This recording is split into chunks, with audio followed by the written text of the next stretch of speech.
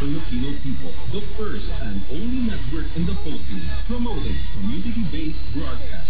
Number one in public service, music and information, service and credibility. Formerly known as the Philippine Federation of Catholic Broadcasters, now PMN, the Credible Media Network, broadcasting in full color with 50 strong radio station members.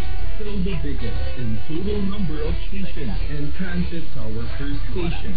PMN, reaching and empowering the lives of more people in the Philippines and outside the country. In Luzon, 1233 kHz, DWRVAM Bayongbong, we are one of Radio Totoo. 2 decades of credible broadcasting.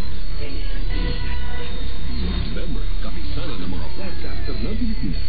Swak sa pansin at swak sa bansa. Dapat makasunod sa mas